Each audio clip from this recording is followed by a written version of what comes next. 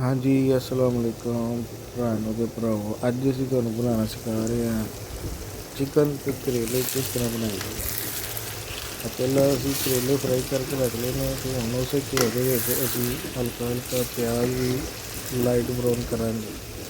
ਉਸ ਤੋਂ ਬਾਅਦ ਤੁਹਾਨੂੰ ਵਿਖਾਵਾਂਗੇ ਅੱਗੇ ਅੱਗੇ ਕੀ ਚੱਲਦਾ ਹੈ।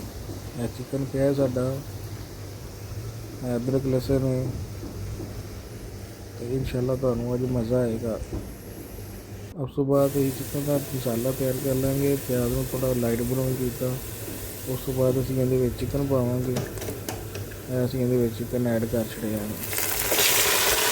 ਚਿਕਨ ਐਡ ਕਰਨ ਤੋਂ ਬਾਅਦ ਹਮੇਸ਼ਾ ਇਕੁਅਲ ਯਾਦ ਰੱਖਣਾ ਕਿ ਚਿਕਨ ਜਦੋਂ ਪਾ ਦੇਣਾ ਉਦੋਂ ਇਹਨੂੰ ਹਿਲਾਉਣਾ ਨਹੀਂ ਬਿਲਕੁਲ ਵੀ। 1 ਸੈਕਿੰਡ ਮੌਕਾ ਮਿਲਦਾ 10 ਸੈਕਿੰਡ ਤੱਕ ਇਹਨੂੰ ਦੇਖ ਸਕਣਾ। ਉਸ ਤੋਂ ਬਾਅਦ ਹਿਲਾਓਗੇ ਤੁਹਾਡਾ ਚਿਕਨ ਤੁਹਾਡੀ ਹਾਂਡੀ ਦੇ ਨਾਲ ਨਹੀਂ